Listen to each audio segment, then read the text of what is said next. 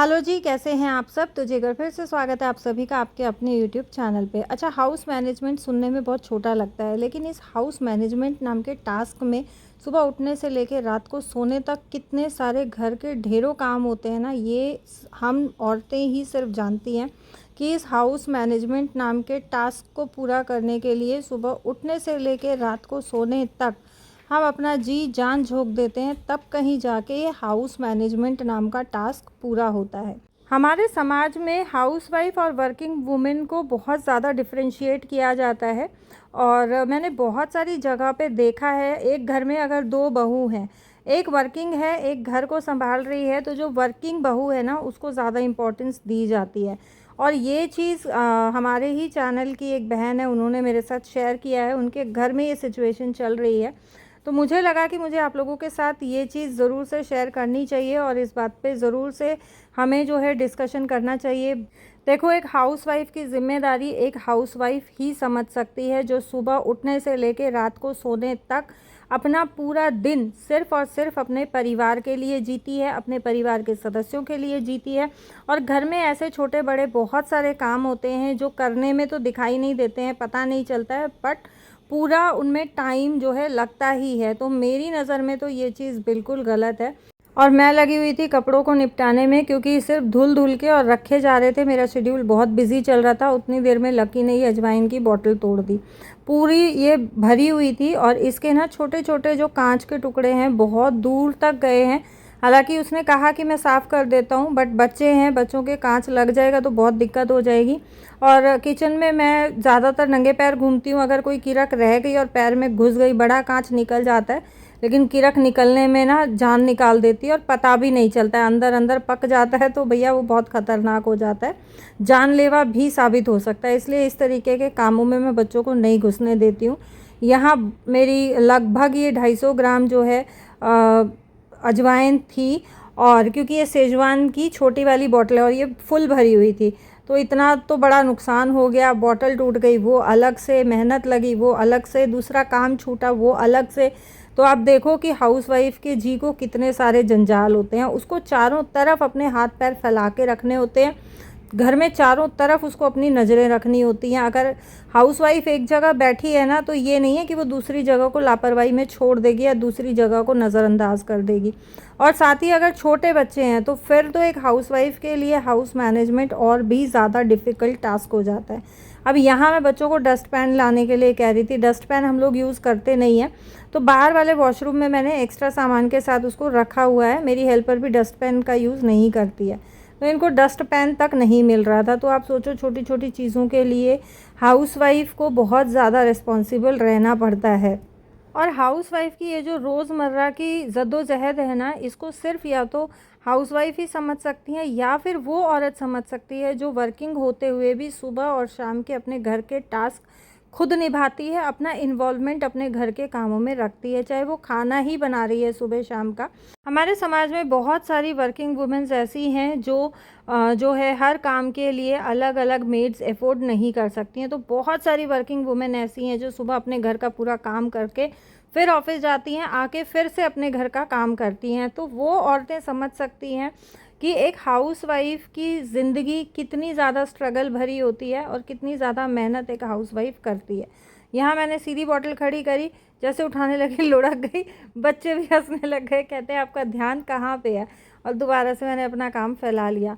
और ध्यान मेरा जो है आजकल मन जो है मेरा इधर उधर रहता है, क्योंकि पापा की तबीयत थोड़ी सी आप लोगों को पता ही है कि नासाज चल रही है, और यही रीज़न था कि कपड़े जो है समेटे नहीं जा रहे थे, टाइम नहीं मिल पा रहा था। बस ये रहता है कि धो दो, धो के और चेयर पे डाल दो, जैसे ही टाइम लगेगा फटाक से फ़ोल्ड करके और प्रेस के कपड़े बांध देंगे। अच्छा, बहुत सारे कपड़े अभी ऐसे भी हमारे इकट्ठे हो रखे हैं जो हमने डिस्कार्ड करने हैं। किसी बहन ने पूछा था कि जो कपड़े आप डिस्कार्ड करते हो उनका आप क्या करते हो। तो जी, जब धानु मेरे पास काम करती थी ना, या अभी भी आती है, वो फ़ोन करती कि दीदी अपने सूट्स वगैरह रख लेना, तो मेरे जो सूट्स रहते हैं, मेरे जो कपड़े रहते हैं, धानु को परफेक्टली फिट आ जाते हैं। तो मैं धानु को दे देती हूँ। बाकी हस्बैंड के कपड़े हमारी सोसाइटी में जो सफाई करते हैं भैया उनको दे देते हैं, उनका बेटा पहन लेता है। बच्चों के कपड़े मैं किसी को नहीं देती हूँ। तो जी रात को कपड़े वगैरह समेटते समेटते काफ़ी लेट हो गया था, उसके बाद मैंने कुछ भी रिकॉर्ड नहीं किया। मेरा बस ये था कि मैं फटाक से कपड़े समेट के खाना बना के और हम जल्दी सो जाएं, क्योंकि मुझे सुबह सुबह जो है निकलना था हॉस्पिटल के लिए। और हॉस्पिटल जाने से पहले भी मुझे अपने बहुत सारे काम निपटाने थे, जैसे कि बच्चों के लिए खाना बना के रख के जाना बहुत ज़्यादा ज़रूरी था। लकी जो है स्कूल गया है, खुशी घर पे रहेगी और हस्बैंड जो है वो ऑफिस जाएंगे। तो मैंने नाश्ते के लिए बनाई है घिया की सब्ज़ी, और यही रीज़न था कि सुबह से जो है मैंने ब्लॉग शुरू नहीं किया था, क्योंकि मुझे ये था कि अगर मैं ब्लॉग शुरू कर दूँगी या वीडियो बनाने लग जाऊँगी ना, तो मैं काफ़ी लेट हो जाऊँगी और मेरा हॉस्पिटल पहुंचना बहुत ज़्यादा ज़रूरी था। तो बस इस वजह से मुझे जल्दी जल्दी अपने घर के काम समेटने थे, और हॉस्पिटल निकलने से पहले मैं ऑलमोस्ट अपने घर के सारे काम जो है निपटा के गई थी, जो भी मेरे ज़िम्मे के रहते हैं। यहाँ जो है सब्ज़ी बन गई है, मसाला डाल दिया है, और अब इसमें लास्ट में मैं डालूँगी हरा धनिया। हरा धनिया बहुत ज़्यादा महंगा हो गया है, ये मैं आधी जूटी लेके आई थी 100 रुपये की। सारी ही सब्ज़ी बिल्कुल आसमान छू रही है, और बस ऐसा लगता है कि सब्ज़ी लो ही ना, इतनी महंगी सब्ज़ी हो गई है। लेकिन सब्ज़ी खाए बिना काम भी नहीं चलता है।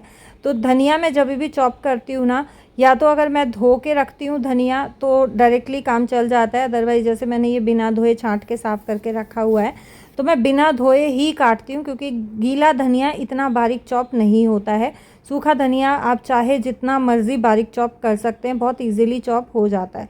और मैं इस बड़े स्ट्रेनर में डाल के ही हमेशा धनिया धोती हूँ, क्योंकि इससे क्या होता है ना कि धनिए का जितना मिट्टी होती है अच्छे से ड्रेन आउट हो जाती है, क्योंकि धनिया और पुदीना ऐसे दो चीज़ें हैं जिनमें मिट्टी भर भर के होती है।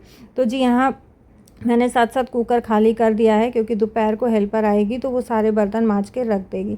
साथ साथ अपना लंच पैक कर ले रही हूँ, क्योंकि सुबह सुबह कुछ भी खाने की इच्छा नहीं होती है। और आपके जीवन में ना कभी कभी कुछ सिचुएशंस ऐसी आके खड़ी हो जाती हैं सामने कि समझ नहीं आता है कि इस सिचुएशन में आप हंसें या रोएं या खुश होएं या क्या करें, नहीं समझ आता है। और काम के साथ साथ जो है मम्मी से भी बात कर रही हूँ मैं, और मम्मी का कॉल यही पूछने के लिए आया था कि तू किस टाइम तक हॉस्पिटल पहुँचेगी। सब्ज़ी जो है मैंने खाली करके और माइक्रोवेव में रख दी है ताकि गर्म रहे। साथ साथ अपना जो है लंच मैं पैक करके रख रही हूँ, और मुझे ये था कि मैं प्रॉपर अपना लंच लेके जाऊँ, क्योंकि मुझे शाम तक हॉस्पिटल में रुकना है। तो शाम तक जो है अच्छे से मैं फुली एनर्जेटिक रहूँ सभी कामों के लिए, क्योंकि आपको पता है कि हॉस्पिटल में तो फिर भाग दौड़ बढ़ जाती है, और भाग दौड़ करने के लिए शरीर में एनर्जी होना बहुत ज़रूरी है। यहाँ मैंने लकी की एक क्रिकेट की यूनिफॉर्म धुलने के लिए डाली हुई थी, और धूप निकली हुई है, तो बस मैं इसको बाहर ही फैला के जा रही हूँ, क्योंकि मुझे ये था, पहले हमें था कि 4-5 बजे तक हम हॉस्पिटल से फ्री हो जाएंगे। तो मुझे ये रहा कि मैं आ जाऊँगी और आके मैं लकी को अकेडमी ड्रॉप कर दूँगी। थोड़ा बहुत लेट हो जाएगा बट चला जाएगा, कुछ देर तो प्रैक्टिस करके आएगा।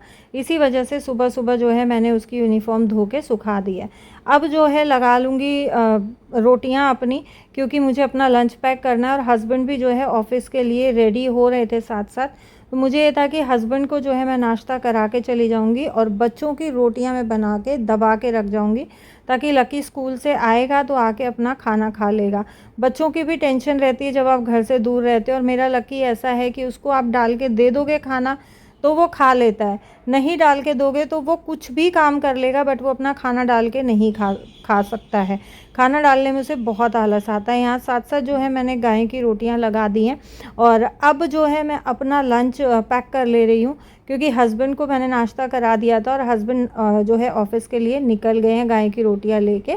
और रास्ते में गाय वगैरह रहती हैं तो मैं रोटियां हस्बैंड को ही दे देती हूँ। गायें इकट्ठी भी कई बार कई मिल जाती हैं, तो इसलिए मैं जितनी भी 4-5-6 रोटियां होती हैं मैं गाय के लिए दे देती हूँ। और मैं हॉस्पिटल के लिए निकली तब तक खुशी जो है उठी नहीं थी। तो बस मैं अपना लंच लेके लॉक करके बच्चों की रोटियां अच्छे से दबा के, ताकि रोटियां ठंडी ना हो, रोटियां सॉफ्ट रहें। वैसे अगर हम फ्रेश आटे की रोटियां बनाते हैं ना तो वो सॉफ्ट नहीं, टाइट नहीं होती हैं, सॉफ्ट ही रहती हैं। सारा डिपेंड करता है आटा आपने कैसा गूंदा है। अगर आटा अच्छा गूंदा हुआ है ना तो शाम तक आपकी रोटियां इतनी सॉफ्ट रहती हैं कि चाहे आप गांठ लगा लो। बट ये है कि थोड़ा सा जब आप घर से बाहर होते हो ना, तो थोड़ा ये रहता ही है कि बच्चों ने पता नहीं खाया होगा, नहीं खाया होगा, पेट भरा होगा, नहीं होगा। एक माँ की ये सबसे बड़ी चिंता होती है अपने बच्चों के लिए। बच्चे चाहे कितने भी बड़े हों, बच्चे चाहे कितने भी छोटे हों, लेकिन एक माँ का दिल हमेशा बच्चों से दूर जब रहती है तो ये दुख करता ही रहता है कि यार पता नहीं पेट भर के खाया होगा या नहीं खाया होगा। और किसी बात की चिंता बच्चों को लेके माँ को इतनी ज़्यादा नहीं होती है जितनी खाने पीने को लेके होती है। यहाँ जो है मेरी कैब आने में अभी थोड़ा टाइम बाकी था, तो मुझे लगा कि चलो इस टाइम को भी थोड़ा यूटिलाइज़ कर लेती हूँ और ये बर्तन जो है मैं लगा देती हूँ। जाने से पहले जितना हो सकता है मैं अपने घर का पूरा काम निपटा के जाऊँ, ताकि जब वापस आऊँ ना थकी हारी, तो मुझे ये ना लगे कि ये काम पड़ा है और ये काम अब मुझे करना है। क्योंकि जब आप थक हार के घर में घुसते हो ना, तो माथा फूटता है काम को देख के। तो बस मेरी कोशिश ये रहती है कि जब भी मैं घर से बाहर जाऊँ कहीं भी, तो मैं अपने घर को पूरे को अच्छे से संगवा के जाऊँ, समेट के जाऊँ। यहाँ कैब ड्राइवर का भी कॉल आ गया है, तो बस अब ये अपना लंच और बैग लेके निकलते हैं। देखो आपको कितना तगड़ा जुगाड़ दिखाती हूँ कैब में। आपने आज तक कैब में पंखा देखा है? मैंने पहली बार देखा है, लिटरली पहली बार देखा है। और इतनी गर्मी हो रही है ना, और ये भैया की कैब का एसी नहीं चल रहा है। इन्होंने जो है ओला में गाड़ी लगा रखी है, बट अपडेट नहीं किया है कि मेरा एसी नहीं चल रहा है। आप फेयर देखो, 514 रुपये है द्वारका से मेदांता तक का। और मुझे ऐसा फील हो रहा है जैसे मैं कैब की जगह ना बस में ट्रैवल कर रही हूँ। बहुत बुरा एक्सपीरियंस मेरा आज का रहा है। हमारे हरियाणा में ना एक कहावत है, फूटे तो फूटे झोझरे भी हो गए। तो आज तो एक तो कैब मुझे ऐसी मिली, दूसरा जाम इतना कि मुझे 1.25 से 2 घंटे लग गया हॉस्पिटल पहुंचने में। इतना ज़्यादा परेशान हो गई मैं हॉस्पिटल पहुंचते पहुंचते। खैर अभी शाम का टाइम हो गया है और मैं जा रही हूँ वापस घर। दिन ऑलमोस्ट छिपने वाला है और आज का पूरा दिन बहुत ज़्यादा थका देने वाला था। और यहाँ अब फिर जो है कैब वाले के साथ एक जो बोलते हैं ना भसड़ हो गई है। मैंने उसको अंदर वाले गेट पे बोला था और वो कैब वाला बाहर वाले गेट पे आके खड़ा है।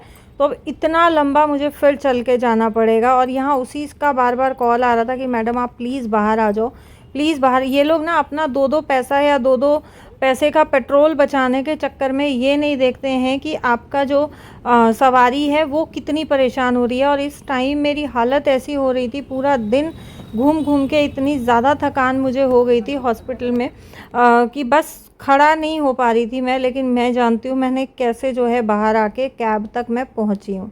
तो जी ये मेरा आज का वीडियो था। अगर पसंद आया हो तो वीडियो को लाइक शेयर कमेंट ज़रूर करें, चैनल ज़रूर से सब्सक्राइब कर लें।